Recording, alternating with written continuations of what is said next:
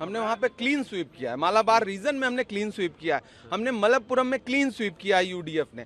देखिए, वेणुगोपाल जी को एक बात के लिए तो उनका विशेष शुक्रिया बनता है कि जिस तरह से उन्होंने ग्राउंड पे उतर करके नाराज लोगों को मनाया, रूठों को मनाया, जिस तरह से ग्राउंड पे उतर के मेहनत की, कांग्रेस का एक एक कार्यकर्ता उनको इस चीज के लिए शुक्रिया भी कह रहा है, सैल्यूट कर रहा है कि उसी तरह से हर राज्य में जाहिर सी बात है किसी न किसी नेता को उतर करके जिम्मेदारी लेकर के चुनाव लड़ना पड़ेगा। चुनाव की रणनीतियां बदल चुकी हैं, तो उनको बहुत बधाई इस बात की।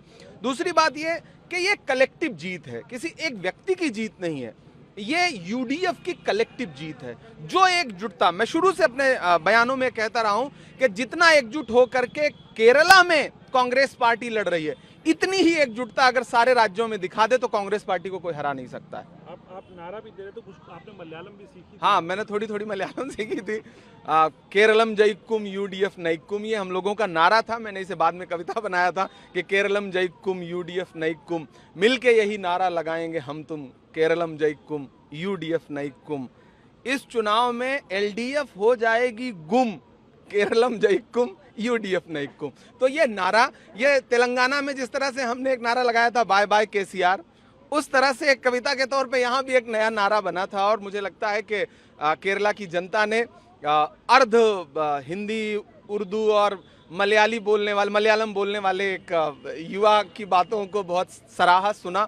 तो मैं बहुत खुश हूँ। बहुत सारे वहाँ से फ़ोन आ रहे हैं और हम जल्दी ही वहाँ जीत का जश्न मनाने के लिए हम सारे लोग पहुँचेंगे। चूँकि मैं ऑफिशियली पार्टी की तरफ से वहाँ अधिकृत तौर पर सीनियर ऑब्जर्वर था, तो ये मेरे लिए भी बहुत खुशी की बात है कि एक ऐसे राज्य में जो पार्टी के लिए बहुत महत्वपूर्ण है, जहाँ से राहुल गांधी जी सांसद रहे, जहाँ से प्रियंका गांधी जी मौजूदा दौर में सांसद हैं, उस राज्य में हमारा मुख्यमंत्री बनने जा रहा है। लेकिन क्या ये लगता है कि केसी वेणुगोपाल जो है, क्या वो भी मुख्यमंत्री, उनको मिलनी चाहिए लगाम? क्योंकि एक आदमी को रिवॉर्ड तो मिलता है, आप कुछ काम करते हैं तो रिवॉर्ड मिलना चाहिए। मुझे लगता है इसका फैसला विधायक दल की बैठक में होता है। कांग्रेस एक लोकतांत्रिक पार्टी है और राहुल गांधी जी, मल्लिकार्जुन खड़गे जी, मुझे याद है जब पहली बैठक हुई थी बहुत महत्वपूर्ण, कांग्रेस पार्टी के सारे नेता थे, तो राहुल जी ने खुल के कहा था कि मुख्यमंत्री कौन बनेगा इसका फैसला विधायक दल की बैठक में होगा, इसका फैसला मल्लिकार्जुन खड़गे जी करेंगे, इसका फैसला पार्टी करेगी, आप लोग एकजुट होकर के चुनाव लड़िए।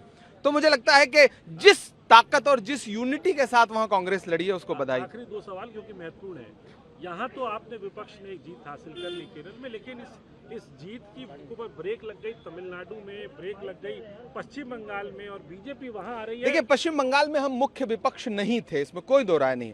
हमने चुनाव लड़ा, हमारा वोट प्रतिशत बढ़ेगा और हमें कुछ सीटें भी मिलेंगी। आप चुनाव का नतीजा शाम तक आने दीजिए, सीटें बढ़ेंगी। ममता बनर्जी को तो झटका लग रहा है, आप देख रहे हैं। हालांकि वो कह रही है कि ये बीजेपी का एक ट्रेंड है, वो शुरुआत में जीतने की कोशिश कर रहे हैं, लेकिन अपने कार्यकर्ताओं के, मुझे लगता है उस पश्चिम बंगाल के चुनाव पे 1-2 घंटे बाद प्रतिक्रिया दूं तो शायद ज्यादा बेहतर रहेगा। आखिरी सवाल आपसे, तमिलनाडु के अंदर क्या रहा? तमिलनाडु में क्या रहा? तमिलनाडु में एनडीए गठबंधन बुरी तरह हार रहा है। हाँ। और कांग्रेस पार्टी अगर जीती नहीं है तो हारी भी नहीं। टीवी के पे डोले डाल रहे हैं आप लोग, या टीवी के की बात पे आएंगे क्या? नहीं, देखिए, वो एक अलायंस प्रस्तावित तो था ही, बातचीत हो रही थी, लेकिन ठीक है, हमने अपने पुराने सहयोगियों के साथ जाना स्वीकार किया था। राजनीति संभावनाओं का खेल है और मुझे लगता है कि वहाँ एक नॉन एनडीए गवर्नमेंट फॉर्म होगी। कैसे बनेगी, कब बनेगी, ये शाम तक क्लियर हो जाएगा।